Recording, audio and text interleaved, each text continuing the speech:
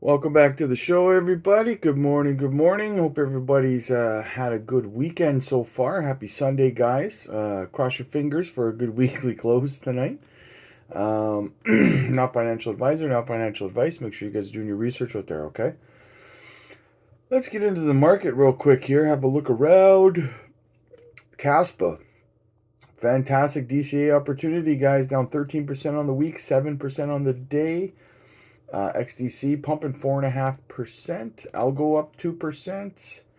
BTC holding 29.3. What else do we got? Ethereum 1850. XRP's kind of sideways on the day, 62 cents. Terra down 15.5%. Fantastic DCA opportunity, guys. Fantastic DCA opportunity. And I bring these things up because I keep getting asked, well, when should I buy Terra? When should I buy Kaspa? When should I buy this, that, and the other thing? Guys, you buy red, right? These red days, when you've got something that you've been wanting to get at, and it's down 15.5%, that's when you DCA. You don't ape in, right? Not financial advice, but you don't ape in. You DCA in, right? So yeah, there you go, guys. Perfect opportunity. Jasmine sideways on the day, still holding support at 204. So let's see what else is going on here.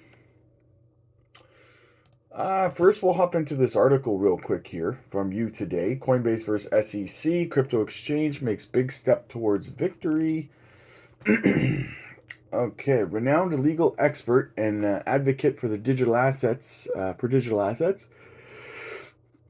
James Metal Lawman Murphy has shared his insights on the recent progress in the legal feud between the SEC and crypto exchange giant Coinbase. The continuous battle, which centers around the classification of crypto tokens, has witnessed a pivotal moment with a compelling amicus brief presented by 6 esteemed securities law scholars.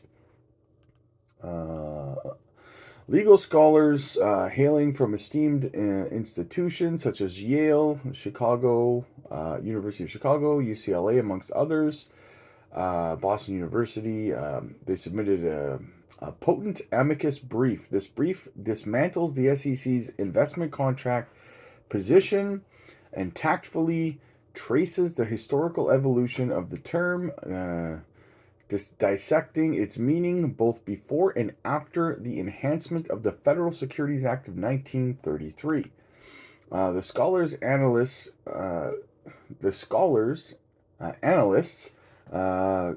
culminates in 3 resolute facts. Firstly, by 1933, the interpretation of an investment contract had congealed in state courts. A contractual agreement entitling investors to a proponent share of the seller's using income, profits, or assets. Secondly, post the landmark Howey decision in 1946, a consistent thread linking investment contracts remains, and investors involving necessities an enduring contractual claim in the enterprise's income, profits, and assets.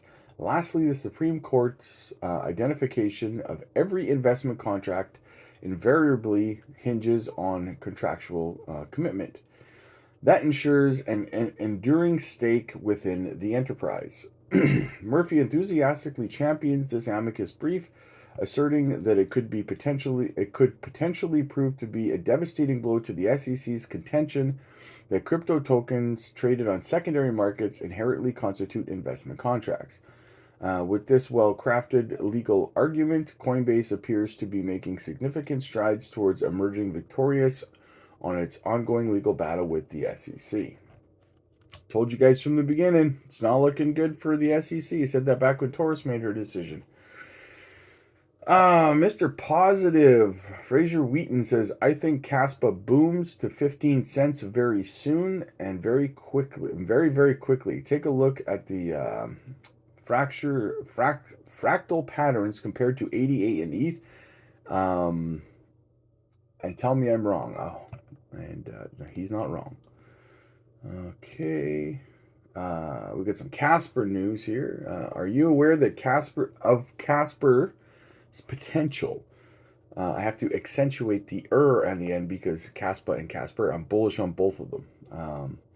Not listed on any large exchanges, but ranked 85th. And it will attract the eyes of the entire market in the top 10 in bulls. So, and then note, apparently there's some big news coming soon for Kasper. So, very bullish on that, you guys. I do love me some Kasper. I picked mine up over on BitTrue right now. Mr. Harmon says new investors acquiring a 1 million Kaspa is becoming more and more difficult. 100%. Yeah. It's a million right now is 61K Canadian. That's probably like 40K American. So, what do we got? We got some breaking Ripple news here, guys. Ripple finalizes deal with African nation of Zumuda to create a CBDC of their native currency on the XRPL. And then there's another one. That would be 8, I think, after New Zealand, after the fact of Ripple in discussions with New Zealand. So this would be 8, building CBDCs on the XRPL, 8 countries. Told you that list is going to be so long in a couple of months, guys. It's going to be dozens and dozens of countries. Then we got Vitalik Buterin doing interviews again, coming out of the shadows, talking about how XRP is completely centralized, which is completely inaccurate and incorrect. My bone to pick with this guy is that why do we allow people like this to come on and say things that they know and that we all know are blatantly not true? And then there's no consequences for what he does and says, right? There should be, if you're going to come on and say something about this, for me, something like this reeks of he's being desperate. He's trying to bury and bash XRP because he knows XRP passed Ethereum in market cap twice in the past. I think that Vitalik's very scared of the potential of XRP and Ripple. And I think that he's trying to, in my opinion, this is just my opinion, he's trying to manipulate the market by fudding it. He's trying to manipulate the price of XRP by trying to scare people away from investing in XRP. That is an attempt at market manipulation, in my opinion. And the reason that it is, in my opinion, is because he is an influential person in this asset class. That's why it falls into that. He has a certain level of responsibility of people who listen to what he says because he's a founder of Ethereum, right? So I think this is an attempt at market manipulation at worst, in my opinion. And could just come out and blatantly say something that he knows is patently just not true, that XRP is completely centralized. It's not true, and there should be consequences for what he's doing, in my opinion. Just saying that. I think he's I like Ethereum. I do. I hold Ethereum. I believe in Ethereum. But I think this little weasel is a piece of garbage, in my opinion. What else do we got?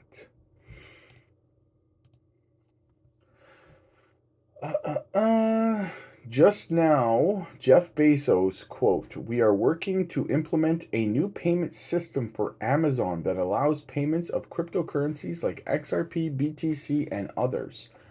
Big bullish news there, you guys. I'd buy that for $1. So, guys, this is why you need to subscribe to the channel right here, okay? This is today. Another influencer out on YouTube. I found a block DAG, proof of work, $15 million market cap, open source community devs, active GitHub, 95% of coins minted already on MEXC. He's talking about Terra, you guys. So he's found this today, and he's letting his followers know that he found it today. Guys, we were talking about this 2 weeks ago, right? If you had bought into Terra 2 weeks ago, when we were talking about it, you'd be up almost 1,000%. But he found it today, you guys. He found it today. Good for him. I just mess around. But seriously though, guys, if you subscribe to the channel, we find these things way earlier, right? We talk about them in the live streams and stuff. and we find them, we share them with each other, and we make money off this stuff, right? We don't find it after it's pumped a couple thousand% and then we discovered it, right? And we share it with our followers. We share it ahead of time. So that's why you got to subscribe, guys. You want to get in early, this is where you need to be. You need to be in the live streams. Here's another one that we found early. Joystream, guys. Joy tokens worth over 1 million USD were staked for the 17th election round for Joystream. The revealing period will go on for 2 days and 20 hours more, which is about 41,000 blocks. So that's another one, guys, we're super bullish on is Joystream. If you don't know about it, check it out. We talk about it in the live stream and stuff. Very bullish gem, in my opinion. I did a video on it if you want to know what it is. I did a video on it 2 or 3 days ago. Go check it out. It's right in the title. You'll be able to find it. It's not hard to find. But definitely check out Joystream. Very bullish. Very, very bullish. What do we got here? We're going to save that one for the next video. So this is how early we are for Kaspa, right? We're talking about Kaspa potential, and I've said this a few times over the last couple of days, guys, is that I think that Kaspa is going to do exactly what Cardano did in the last bull run. Went from 5 cents to about $3, right? And I think that's what Kaspa is going to do this time around in 2025. So I think that if you don't own Kaspa, you should definitely add it to your watch list, and you should do your research on it. You should check it out. You should follow this channel because we talk about Kaspa a lot. You'll learn a lot about Kaspa on this channel. So this is how early we are. ADA did a 100x from their 17 from there in 17 months from where from where Kaspa is now. This chart gives a range of factors. So basically, Cardano 1.5x each month for 17 months. Yeah, for 17 months. We all know Kaspa's tech. A community will make it happen. Lucky you seeing this now. Don't fade. You may regret it the rest of your life. Do not miss Kaspa, guys. Not financial advice, but Kaspa, in my opinion, will do what Cardano did in the last bull run. I think you're looking at a run up from about 4 or 5 cents to about $3 this time around. So get in where you fit in, guys. Get in where you fit in. We got some bullish. Well, actually, we'll save that one too. We'll save that one. Maze Lynn 97 says, I'm thinking about buying some Kaspa. I missed the initial pump. I'm cool with that, but I feel like I need a bag to have some exposure to it. It might get another epic rally in the coming bull run. Is this FOMO or should I get it? Now, again, guys, not financial advice. That being said, DCAing is the strategy here. Every time there's a red day, that is when I would be DCAing into it, right? Every time I get it's down 5, 6, 10% on the day, I buy more of it, right? I'm going to try to accumulate about I'm going to try to accumulate about 1 million Kaspa before I move on to my next project that I'm DCAing into, right? Guys, like, I tell you guys, like, this was visually, that's why I didn't do a live stream the other night, guys. Like, I practice what I preach here. I picked up an extra job bouncing on weekends, even though I make a 6-figure salary annually, right? I picked up a job bouncing. That's where I was last night. That's why it's like 1:30 here now, and I'm doing a video because I was up till 4 or 5 o'clock in the morning working at a bar for that extra money, guys. And I'm standing there all night in the bar working, and what's going through my head? I don't want to be there. I'm tired, but what's going through my head? This could get me a lot more Kaspa. This could get me a lot more Kaspa, man. Like, I'm going to fill these Kaspa bags with what I'm doing here, right? So that's what you have to do when you want. If you want to be a millionaire in 2025, that's the kind of mindset you have to have, you guys, right? You can't sit there going, well, I only make this much money. Well, then you got to find a way to get a weekend job, get another job doing something. It's going to be tiring, guys. I'm exhausted all the time. Guys, I'm in the gym every day working my butt off. I work full time at my business. I own my own business. I work like that. I bounce at the bars on weekends and Monday nights, right? And I have to keep up with videos and live streams and everything for this channel. And I have a 3-year-old son. I'm an extremely busy person, and I still find a way to make it work because I know that the sacrifices I make now of being exhausted for the next 2 years is going to allow me to have all the time in the world that I want moving forward from 2025 to do the things I want to do. So I'm sacrificing the short term for the long term, right? And that's the mindset that I have, and that's the mindset you have to have, right? Um, one step forward, 10 steps, or one step back, 10 steps forward kind of thing, right? So just keep that in mind, you guys. So I think I'm going to wrap it there. I got a couple more videos coming. So stay tuned for those. And we're going to do a live stream tonight as well. So anyway, guys, smash a like, smash a subscribe. Comment down below. Let me know what you guys are thinking. Stay tuned for another video in a few hours. I'll be releasing another one.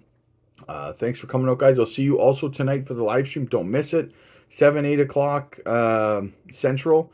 But I always try to put a notification out there, pre-warning, about a half hour, 45 minutes before we go live. So make sure you're clicking the notification so that you're aware when we're going live. Okay, guys? So comment, subscribe, like, and I will see you later tonight.